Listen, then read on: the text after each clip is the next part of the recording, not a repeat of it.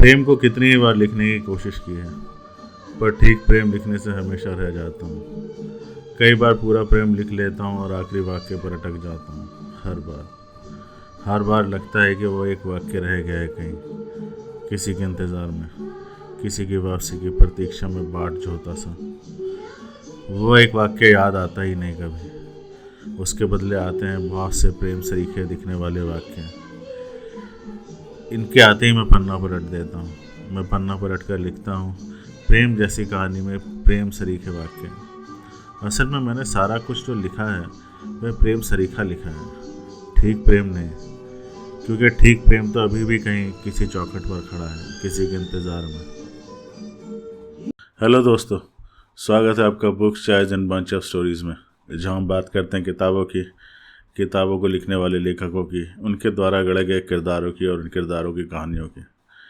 आज जिस किताब के बारे में मैं बात करने वाला हूँ उसका नाम है तुम्हारे बारे में। ये किताब लिखी है मानव कौल ने। मानव को आप सब जानते होंगे, हिंदी फिल्म इंडस्ट्री में एज एन एक्टर वो काम करते हैं। उन्होंने काफ़ी अच्छी मूवीज़ भी करी हैं। तुम्हारी सलू काफ़ी फेमस उनकी मूवी थी और वेब सीरीज़ में भी आते हैं। पर एक्टर बनने से पहले मानव एक लेखक भी थे क्या हैं। मानव काफ़ी अच्छे, मानव ने कम से कम 6-7 किताबें लिखी हैं, जो लगभग मैंने सारी तो नहीं पढ़ी। उनकी लेटेस्ट अभी कुछ आई है रूह, वो मैंने नहीं पढ़ी है। इनके अलावा मैंने मानव की पहली 5 किताबें पढ़ी हैं और मुझे मानव एक बहुत अच्छे लेखक लगते हैं। मतलब वो जो लिखते हैं वो बहुत एक सिंपल लैंग्वेज में लिखते हैं और मुझे उन्हें पढ़ने में काफ़ी मज़ा आता है। अगर आपको भी लगता है कि आपको हिंदी की किताबें पढ़नी चाहिए तो आपको मानव कौल की किताबों से शुरू करना चाहिए। वो एक कहते हैं ना, एक अगर आप एक लेखक बनना चाहते हैं तो शायद आपकी एक जर्नी होती है। मतलब आप सीखते हैं शायद कैसे लिखा जाए, और जब आप किताबों को पढ़ते हैं तो आपको कई बार हिंदी में भी बहुत ही भारी भारी शब्द और वाक्य पढ़ने को मिलते हैं। मानव बिल्कुल ऐसा नहीं लिखते। इनफैक्ट मानव की जो मैंने पहली किताब पढ़ी थी, वो पढ़ के मुझे लिखा कि ये आदमी तो बहुत ही सरल हिंदी में लिखता है। जिस तरीके से हम लोग आपस में बात करते हैं वो उसी तरीके से लिखते हैं। तो मुझे उनकी लिखनी बहुत मतलब पढ़ना मुझे बड़ा अच्छा लगा। मुझे लगा कि ये कोई ट्रेंड राइटर नहीं है। मुझे लगा कि अगर मानव इतना लिखते हैं, इतना सिंपल लिख पाते हैं, और अगर ये लोग पढ़ना पसंद करते हैं तो शायद मैं भी कभी लिख पाऊँ, क्योंकि मैं भी शायद इतनी सरल भाषा में लिखना चाहूँगा। क्योंकि मुझे मानव की किताबें पढ़ के ये कभी नहीं लगा कि मतलब इन्हें पढ़ने के लिए भाषा पे बहुत ज़्यादा कमांड होने की ज़रूरत है। मैं ये नहीं कहूँगा कि आप कुछ भी लिख दें, पर जितनी सरलता से उन्होंने लिखा है, शब्दों को लिखा है। उनकी जो मैंने पहली किताब पढ़ी थी वो पढ़ी थी कि कितनी दूर होता है। मतलब वो टाइटल ही आप देखिए, हम में तो ऐसे टाइटल ही शायद कभी भी दिमाग में नहीं आते। और उसके बाद मैंने ये पढ़ी थी जिस किताब की मैं बात करने वाला हूँ, तुम्हारे बारे में। अब ये किताब मैंने काफ़ी समय पहले पढ़ी थी। अब इसके बारे में मैं आज क्यों बात कर रहा हूँ, उसके पीछे भी एक कहानी है। अभी कुछ दिन पहले, 1-2 हफ्ते पहले, दिल्ली के अंदर श्री राम सेंटर में इसी किताब के नाम पर मानव का एक प्ले है, वो प्रदर्शित हुआ था। और मैं वो प्ले देखने गया था श्री राम अकेडमी में। मैं देखना चाहता था कि मानव थिएटर में कैसे परफॉर्म करते हैं। ऐसा अब नहीं है कि मैं काफ़ी थिएटर देखता हूँ, मैंने कुछ ही प्लेस देखे हैं थिएटर में, मुश्किल से 4 या 5 देखे होंगे। और इच्छा तो काफ़ी रहती है कि देखें, पर समय की व्यवस्था और डिस्टेंस जहाँ प्ले होते हैं वहाँ तक नहीं जा पाते, और तो इस वजह से नहीं देख पाते। पर ये प्ले मैं देखना चाहता था कि ये किताब तो मैंने पढ़ी है, उसके ऊपर जो प्ले मानव ने किया है वो किस तरीके का प्ले किया है। तो श्री राम सेंटर में था। मैंने अपने स्टेटस में डाला भी था कि कुछ लोग अगर मेरे साथ देखना चाहें तो जा सकते हैं। पर मुझे पता चला कि मेरे मित्रों के सर्कल में कोई भी ऐसा नहीं है जिसे इन किताबों और इन सब चीज़ों से कोई लगाव हो, तो मुझे अकेले ही जाना पड़ा आखिरी समय पर मैं वहाँ पहुँचा तो काफ़ी भीड़ थी, लगभग हाउसफुल था। मेरे साथ वाली चेयर ही खाली थी, क्योंकि ऑब्वियसली मेरा कोई दोस्त चलने को राज़ी नहीं हुआ। और काफ़ी अजीब भी लगा था कि पूरे थिएटर में एक ही जगह खाली है, पर कोई बात नहीं। मैंने प्ले देखा और मुझे वहाँ जाके पता लगा कि दिल्ली की सबसे एलीट सोसाइटी के लोग सारे के सारे प्ले देखने आते हैं। कुछ तो वहाँ ऐसे आए हुए थे जैसे प्ले नहीं है, वो कोई मेट गाला पार्टी है। और सारे लोग हिंदी प्ले तो देखने आए थे पर इंग्लिश में सारे बातें कर रहे थे, तो मतलब उसे पता चल रहा था कि दिल्ली की जो सबसे एलीट क्लास है वही लोग ये सब देखते हैं, या वो लोग देखते हैं या शायद जो रंगमंच में अपना नाम बनाना चाहते हैं, है ना। पर खैर है, मैं वो प्ले देखने गया और यकीन मानिए मुझे बिल्कुल पसंद नहीं आया वो प्ले। मतलब किताब के बारे में जब मैं आपको बताऊंगा तो आप शायद समझेंगे कि मुझे वो क्यों पसंद नहीं आया, और उसी के बारे में इसलिए मैंने सोचा कि इस बारे में मुझे बनाना चाहिए कि वो किताब क्या थी और वो प्ले क्या था। तो चलिए बात करते हैं तुम्हारे बारे में, मानव कौल के द्वारा लिखी गई किताब आज की books chais and bunch of story में इसी किताब के बारे में बात करेंगे। जैसे दोस्तों मैं बात कर रहा था मानव के द्वारा लिखी गई इस किताब के बारे में। मानव के बारे में अगर मैं आपको बताऊं तो मानव बेसिकली कश्मीरी हैं और कश्मीरी पंडित हैं, और कश्मीर के बारामूला में उनका जन्म हुआ था, पर उनकी जो है परवरिश ज़्यादातर मध्य प्रदेश में हुई है। वो बचपन में नेशनल लेवल के स्विमर भी थे, फिर उन्होंने थिएटर भी सीखा, और वो ज़्यादातर मानव जो है थिएटर में ही इंटरेस्टेड है। और थिएटर के अलावा मानव जो है बहुत से ट्रैवलर्स भी हैं। मतलब अगर आप उन्हें फॉलो करते हैं इंस्टाग्राम वगैरह पे, मैं उन्हें फॉलो करता हूँ, तो काफ़ी अच्छी अच्छी वो पिक्चर्स डालते हैं और काफ़ी अच्छी अच्छी वो जगहों पे जाते हैं, और वो काफ़ी अच्छे अच्छे कैप्शंस भी लिखते हैं अपने इंस्टाग्राम में। मैं आपको सच बताऊँ तो उनके कुछ कैप्शंस मैं भी यूज़ करता हूँ, और कभी कभी मैं पोस्ट डालता हूँ तो उनके कैप्शन चुरा के डालता हूँ। मानव ने खैर ये बात सबको पहले ही कह रखा है कि कोई भी उनका लिखा हुआ यूज़ कर सकता है। अगर आप चाहे तो इस किताब की बातें भी अपनी किसी किताब में या कहीं भी यूज़ कर सकते हैं, कोई कॉपीराइट का इशू नहीं है। तो पर वो लिखते बहुत अच्छा है। तो मेरा भी जो पहली बार मानव के बारे में जब मैंने जाना तो मैंने इंस्टाग्राम पोस्ट से ही उनको जाना, फिर मुझे पता लगा कि अच्छा वो लेखक भी हैं। फिर मैंने उनकी किताबों को ढूंढा और पढ़ा, मुझे काफ़ी अच्छे लगे। फिल्में तो खैर मैंने उनकी नहीं देखी हैं ज़्यादा, एक आधी शायद कोई देखी होगी, पर किताबें मैंने ज़रूर उनकी काफ़ी पढ़ी हैं और मुझे वो काफ़ी अच्छे लगते हैं। और वो बातें करते हैं थिएटर की, कि थिएटर में वो किस तरीके से करते हैं काम। फिल्मों से ज़्यादा उनका लगाव थिएटर की तरफ है। और जैसे मैंने कहा कि वो एविड ट्रैवलर है, तो ट्रैवलिंग फ़ोटोग्राफ जो दुनिया भर वो घूमते हैं, बहुत शानदार पिक्चर्स खींचते हैं। तो अगर आप भी फॉलो करें मानव को तो ज़रूर कीजिए इंस्टाग्राम पे। खैर आप वापस आते हैं किताब के बारे में। अब ये जो किताब है, जैसे मैंने बोला कि वो इंस्टाग्राम में कैप्शंस बहुत अच्छे लिखते हैं, तो ये जो किताब है बेसिकली ये जो इनके पिछले 5-7 सालों में जो उनकी जर्नी रही है और उन्हें जितने भी ज़्यादातर जो कैप्शंस कहीं यूज़ किए होंगे उसका एक तरीके का कलेक्शन ही है। इसके अंदर कोई कहानी नहीं है, मतलब ऐसा नहीं है कि कोई किरदार है उनके बारे में कोई कहानी है। इसमें बेसिकली जो उनके यात्रा वृत्तांत हैं, उनकी कुछ किताबें हैं जो यात्रा वृत्तांत पे है, उसके अंदर से ली गई कुछ बातें हैं। कुछ आपको उनके इंस्टाग्राम पे कुछ कैप्शंस हैं जो उन्होंने लिखे हैं, उन सब का एक तरीके से कलेक्शन है। मतलब करीब आप समझ लीजिए कि करीब जो है 200 पेजेस की किताब है। तो 208 के करीब छोटे छोटे कैप्शन, छोटी छोटी कहानियाँ हैं जो एक दूसरे से बिल्कुल रिलेटेड नहीं है, पर आप इन्हें पढ़ेंगे तो आपको काफ़ी अच्छी लगेंगी। आप अपने कैप्शन में यूज़ भी कर सकते हैं जैसे कि मैंने बोला। तो जब ये मैंने किताब पढ़ी थी तो मुझे काफ़ी अच्छा लगा था। एक तो ये ऐसा नहीं था कि मुझे वन सिटिंग में बैठ के पढ़ने की इसको ज़रूरत थी, क्योंकि जैसे मैंने बोला कि ये एक दूसरे से इसके एक पेज आप जैसे टर्न करते हैं उसका पिछले पेज से कुछ लेना देना नहीं है। वो शायद मानव के दिल की बातें हैं जो उन्हें महसूस हुआ उस जगह पे जाके, या उनके दिमाग में आया जो कुछ सोचा। जैसे हम लोग भी सोचते हैं पर हम उसे कभी पेपर और पेन पे लिख नहीं पाते, पर जो लेखक होते हैं उनकी ये बात बहुत अच्छी होती है कि उसे कागज़ पे उतार लेते हैं फटाफट। तो मानव ने वो सब कुछ किया है और उसी की बनाकर ये किताब उन्होंने दे दी है जो हिंदी युगम द्वारा प्रकाशित है। और मानव की सारी किताबें बेसिकली यही लोग प्रकाशित करते हैं। और जब मैंने इसे पढ़ा तो मुझे भी काफ़ी अच्छी लगी, उनकी बातें अच्छी थी अगर आप पढ़ें तो। और ये सब जो है उन्होंने जितनी भी किताबें लिखी हैं, कितने वो लोगों से मिले और क्या क्या उनके दिमाग में वो बातें आती थी, ये सब बातें इन्होंने इसमें लिखी है। और अगर मैं इसमें से कुछ आपको पढ़ के सुना, वैसे तो मेरे को इस किताब की बहुत सारी बातें काफ़ी अच्छी लगती हैं, पर इसमें कई जगह मानव जिनसे प्रेम करते हैं या करते थे, जिसके बारे में हम कुछ नहीं जानते, उनके साथ किए गए वार्ता वार्तालाप और आपस की उनकी जो बातें हैं जो शायद मानव कभी कर नहीं पाए या करना चाहते थे, वो सब किस्से भी हैं जो सुन के आपको बहुत अच्छा लगेगा। जैसे इसके अंदर एक है, इसके अंदर मैं आपको पढ़ के सुनाता हूँ।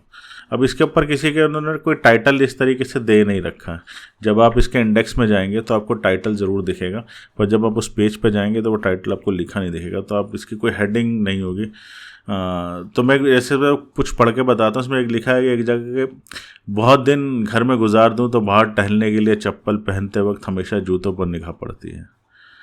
मैंने बहुत समय से उन्हें पहना नहीं है। जूते हमेशा लंबी यात्रा की याद दिलाते हैं, या यूँ कहें कि जूता उपन्यास लिखने जैसा और चप्पल छोटी कहानियों की तरह है, जिसे पहनकर मैं यहाँ वहाँ टहल आता हूँ। इन सब में नाटक और कविता नंगे पैर चलने की तरह है, जिसके लिए घर का दायरा ही काफ़ी होता है। मुझे लगता है कि अभी उपन्यास लिखने की मेरी उम्र नहीं है, पर मुझे लंबी यात्राओं का नशा है। अगर लिख नहीं सकते तो एक उपन्यास पढ़ा तो जा ही सकता है। सो जूतों का जूतों को दिलासा दिया। चप्पलों से कहा कि जूतों को कहना है कि मैं उपन्यास खरीदने जा रहा हूँ। बारिश में अगर अच्छा लेखक मिलेगा तो लंबी यात्रा ठीक है। तो ये सब बातें हैं जो मानव के शायद मन की बातें हैं, जो आप इस किताब के अंदर पढ़ सकते हैं। ये छोटी छोटी बातें हैं और शायद आपको भी अपने जीवन में घटती घटनाओं के बारे में याद दिलाए, आपको भी कुछ याद दिलाए और आपको भी लगे कि यार मैं भी तो शायद ऐसा ही सोचता हूँ, पर कभी मैं उसे कागज़ पे उतार नहीं पाता हूँ, या मैं भी ऐसी सोचती हूँ, मैं उसे कागज़ पे उतार नहीं पाती हूँ। तो एक बहुत ही फील गुड टाइप, अगर आप कुछ पढ़ना चाहें तो आप इसे पढ़ सकते हैं। अब इसमें कोई ऐसी कहानी नहीं है कि मैं आपको उस कहानी का कोई सार बताऊं। तो जैसा मैं बता रहा हूं कि एक तरीके से एक कलेक्शन है उनके थॉट्स का। तो इसके अंदर जैसे एक दूसरा मैं आपको पढ़ के दिखाता हूं। इसमें एक है कि शाम आज नीरस थी। घर से निकला तो पूरा शहर अपनी पूरी भीड़ के साथ बाहें पसारे सामने खड़ा था और आसमान सुर्ख और सुहा हुआ था। पिछले बहुत दिन बहुत कठिन बीते, सो मेरा सिर भारी था। मुश्किलें जब बहुत आती हैं तब असल में सब आसान लगता है। इस तरह की बातें लिए मैं देर तक टहलता रहा। फिर सब कुछ बहुत भारी लगने लगा और मैं हारा हुआ सा वापस घर आ गया।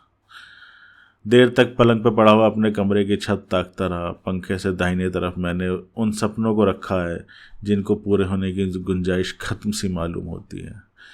बाई तरफ ज़िद्दी सपने हैं, उन पर मेरा भी बस नहीं। दीवारों को देखता हूँ तो मासूम से हल्का सुख लिए खड़ी हैं, जैसे चिड़िया के चहकने की मुस्कुराहट, बिस्तर पर चाय पीने की चाहत। सिगरेट नहीं पीऊँगा तो उसके जल जाने की बगावत। बाहर दरवाजे पर बिल्ली की आहट। अब देर रात हो चुकी है। देर रात की चाय ने नींद की सीढ़ी से नीचे ठेल दिया है। सो अरुंधति की किताब के पन्नों में मैं पुरानी दिल्ली की तरफ निकल पड़ता हूँ। मतलब वो शायद अरुंधति की किताब पढ़ रहे हैं जो पुरानी दिल्ली के बारे में, तो वही उन्होंने लिखा है कि किताब पढ़ते पढ़ते मैं पुरानी दिल्ली की तरफ निकल पड़ा हूँ। तो इस किताब के अंदर ज़्यादातर यही सब बातें थी। तो जैसे मैंने बोला कि दिल्ली में श्री राम अकेडमी में इस किताब के ऊपर नाटक था तुम्हारे बारे में, तो मैंने सोचा कि मैं जाके देखना चाहता था कि इन सब यात्रा वितरण को मानव ने किस तरीके से नाटक में कन्वर्ट किया है और ये सब प्ले कौन करता। मुझे लगता था कि शायद मानव इसमें एक्ट करेंगे, पर जब मैं वहाँ पहुँचा तो जैसे मैंने बताया उसमें मानव ने एक्ट नहीं किया था। उनकी कला अकादमी के स्टूडेंट्स थे जिन्होंने काफ़ी अच्छा परफॉर्म किया। अब जैसे मैंने पहले कहा कि मुझे बिल्कुल पसंद नहीं आया, वो इसलिए पसंद नहीं आया कि उसका इस किताब से कुछ लेना देना ऐसा था नहीं है सच। मतलब इसके अंदर जो बातें उन्होंने लिखी थी या जिस बारे में वो बात कर रहे थे वो उस नाटक के अंदर बिल्कुल भी नहीं कही गई थी। वो नाटक एक्चुअली दो लोगों के रिश्तों के बारे में था। जैसे हम लोग होते हैं, कपल्स होते हैं, उनके रिश्ते के बारे में था, उनकी लाइफ की अलग अलग जर्नी के बारे में था। अब उसे समझने के लिए काफ़ी दिमाग लगाना पड़ेगा आपको, मुझे भी लगाना पड़ा, और पर फिर भी मुझे वो ज़्यादा पसंद नहीं आया।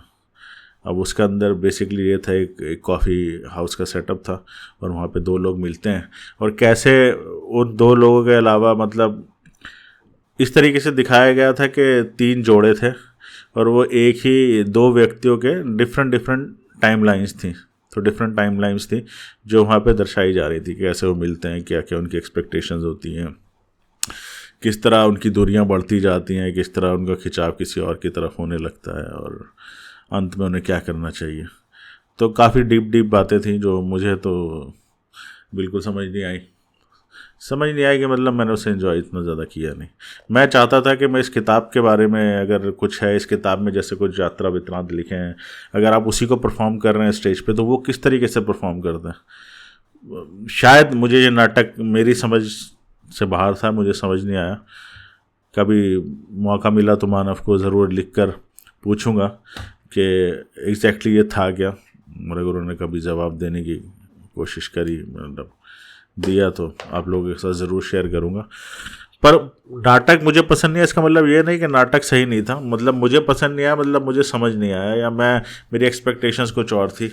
मैं शायद किताब से रिलेटेड कुछ उसमें देखना चाहता था, पर उसमें कलाकारों में जो काम किया था वो बहुत ज़बरदस्त किया था, मुझे वो बहुत पसंद आया। अगर आपको भी नाटकों में दिलचस्पी है तो आपको ज़रूर देखना चाहिए, पर खाली दिमाग लेके जाइएगा, ज़्यादा सोचिएगा मत कि क्या हुआ। और किताब आपने नहीं पढ़ी है तो फिर तो शायद आपको समझना ज़्यादा आसान होगा।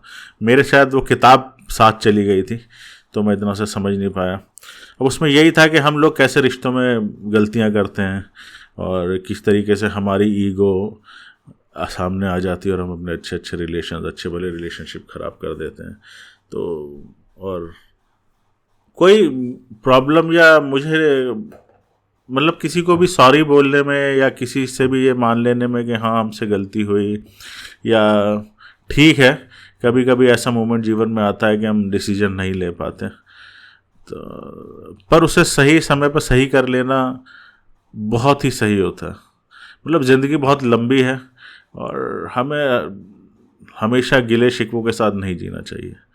जैसे जैसे आपकी उम्र बढ़ती है आपको समझ में आता है कि बहुत सारे रिश्ते नाते हैं जिन्हें हमें साथ शायद लेके चलना चाहिए था, पर अपनी बेवकूफ़ियों और अपनी एक्सपेक्टेशन और आपस में बात ना करने की वजह से, मेन रीज़न जो था उस नाटक की भी बात है उसमें ये था कि आपस में कम्युनिकेशन नहीं था, आपस में बात नहीं था एक दूसरे को। हम चाहते हैं कि सामने वाला हमें वैसे ही समझ ले, पर ऐसा होता नहीं है क्योंकि सामने वाले की सोच वैसी नहीं है जैसी सोच आपकी है। तो इससे बेटर है कि चीज़ें बिगड़ जाएं और आप एक अच्छा खासा रिश्ता तोड़ दें और जीवन भर उसे मिस करें, क्योंकि जीवन बहुत छोटा है, इसमें लड़ाई झगड़ों की गुंजाइश होनी नहीं चाहिए। खासकर एक उम्र के बाद आपको पता लगता है कि यार हमने कितने साल ऐसे लड़ते झगड़ते अपनी ईगो में बिता दिए, जबकि ज़िंदगी किस दिन ख़त्म हो जाए, किस दिन रंगमंच का पर्दा गिर जाए और हमारी कहानी ख़त्म हो जाए हमें मालूम नहीं। तो मुझे भी इतने सालों बाद यही चीज़ें समझ में आई हैं कि ज़्यादा किसी से गुस्सा नाराज़गी करके कोई फ़ायदा नहीं होता है। वही शायद उस नाटक में बताने की ये बात थी कि इतनी बात को बढ़ाने के बजाय कि हम एक दूसरे से उम्मीद करते हैं कि सामने वाला हमें समझेगा, नहीं समझता भाई। जाओ जाके उससे बात करो, समझा दो उसे कि मैं ये सोचती हूँ या मैं ये सोचता था, क्लियर इट आउट, वरना कुछ नहीं बचेगा, अकेले रह जाओगे और बाद में याद करके रोगे या सोचोगे कि काश मैं उस समय वो कर लेता। समझे, वो दाग मूवी में गाना था ना कि ज़िंदगी के सफ़र में गुजर जाते हैं जो मकाम वो फिर नहीं आते। तो इससे पहले कि वो ज़िंदगी गुजर जाए, वो मकान गुजर जाए और वो साथी आपका गुजर जाए, आपके जीवन से चला जाए, और बाद में बैठ के आप सोचें कि शायद मैं उस दिन वो कदम उठा लेता या मैं ये गलतफहमी दूर कर लेता या कर लेती तो शायद ज़िंदगी कुछ और हो सकती थी। तो वो कदम उठा लेना चाहिए। तो उस नाटक में ये सारी बातें थी। अब मुझे भी लगता है कि बिल्कुल सही बातें थी। हमें भी अपनी ईगो साइड में रखकर इन सब चीज़ों को सॉर्ट आउट करना। ज़िंदगी बहुत छोटी है देखिए, और अकेले गुजारना, जो आजकल मैं सुनता हूँ बहुत लोग बड़ी बड़ी बातें करते हैं कि जी अकेले ज़िंदगी गुजर जाती है, ये सब बेकार की बात है। हम लोग ह्यूमन बीइंग्स हैं, हमारे को इमोशनल सपोर्ट चाहिए होता है, ठीक है। तो ये सब फालतू बातें हैं कि अकेले जीवन गुजर जाता है, कुछ नहीं गुजरता, इट्स वेरी डिफ़िकल्ट। तो मैं तो यही कहूँगा कि अब इस किताब को भी पढ़ेंगे तो इसके अंदर भी यही सारी बातें, यही छोटी छोटी बातें हैं जिसके बारे में लेखक ने लिखा है। तो मुझे पढ़ के तो बड़ा मज़ा आया। नाटक भले देख के मुझे उतना मज़ा नहीं आया, पर किताब पढ़ के आया। आप भी पढ़िए, और अगर कोई है जिससे आपको बात करनी चाहिए तो आपको ज़रूर बात करनी चाहिए। ये उस नाटक का भी संदेश है और मेरा भी संदेश है कि go and sort out the differences ज़िंदगी का कुछ नहीं पता है। ज़िंदगी में घूमिए फिरिए, जिससे प्यार करते हैं, जिसके साथ समय बिताना चाहते हैं बिताइए, अपनी मर्जी का काम कीजिए, समझे। और उन लोगों की परवाह मत कीजिए जो आपको देखिए सुखी नहीं देखना चाहते।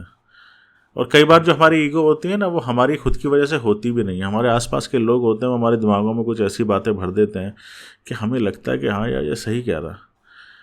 पर सही बात बताऊं तो इन सब से कुछ आपको फ़र्क नहीं पड़ना चाहिए, क्योंकि आपका जीवन बहुत ही अलग है। और एक समय के बाद ना यही 4 लोग आपको वो कभी आपके जीवन में कभी मिलेंगे भी नहीं।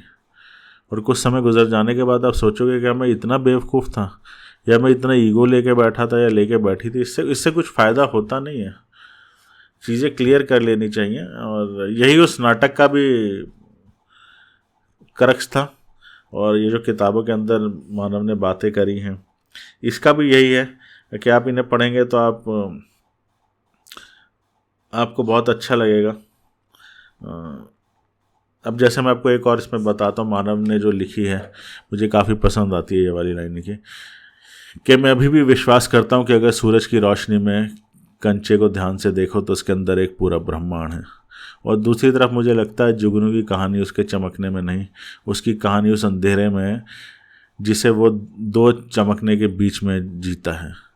जब कभी बहुत तेज़ धूप जीवन में सताती है, दिन भारी लगने लगता है, हल्की घबराहट और टीस का पसीना रीढ़ की हड्डी में महसूस होता है, तब कंचे और जुगनू की कल्पना के बादल धीरे से आकर सूरज को ढक लेते हैं।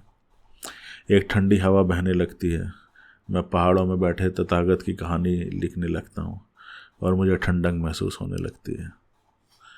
तो यह सब कुछ बातें जो इस किताब में है तुम्हारे बारे में, पढ़िए इसे, ढूंढिए। ढूंढना क्या, बहुत आसानी से मिल जाएगी, अमेज़ॉन पे मिल जाएगी। तो आप भी पढ़िए, एंजॉय कीजिए और कमेंट में बताइए कि आपको कैसी लगी ये मानव कौल की किताब, अगर आपने पढ़ ली है। और या मानव के बारे में या कुछ और या किसी और किताब के बारे में आप जानना चाहते हैं, बात करना चाहते हैं, तो हम उसके बारे में ज़रूर बात करेंगे। और अपना ख्याल रखिए। मिलते हैं आपसे books chais and a bunch of story के एक दूसरे एपिसोड में। मैं इस बार कोशिश कर रहा हूँ कि मैं कुछ अच्छे एपिसोड रिकॉर्ड करके रखूँ और बाद में उसे एडिट करा के अपलोड करता रहूँ। तो मैं कुछ और किताबों के बारे में जल्दी रिकॉर्ड करके अपलोड करूँगा, क्योंकि आलस की वजह से मैं बहुत समय लगा देता हूँ, पर कोशिश होगी कि जल्दी वापस आएँ। तो तब तक अपना ख्याल रखिए और books chais and bunch of stories को लाइक कीजिए, चैनल को लाइक कीजिए, 000 से सब्सक्राइब कीजिए और शेयर कीजिए अपने दोस्तों के साथ, खासकर जिन्हें किताबों से प्यार है, किताबों के किरदारों से प्यार है और कहानियाँ जिन्हें पसंद है। और अपने कमेंट में बताइएगा कि आप किस किताब के बारे में जानना चाहते हैं। फ़िलहाल मैं एक किताब और पढ़ रहा था, अर्थला, उसके बारे में भी मैं जल्दी रिव्यू लेके आऊँगा। इस किताब में तो क्या रिव्यू जैसी कोई बात ही नहीं थी, जैसा मैंने बोला कि ये एक संकलन है कुछ मन की बातों का। तो वही है, पढ़िए, आपको मज़ा आएगा। जल्दी मुलाकात होती है आपसे 000 पे books chais and bunch of stories में। अपना ख्याल रखिए। Bye bye.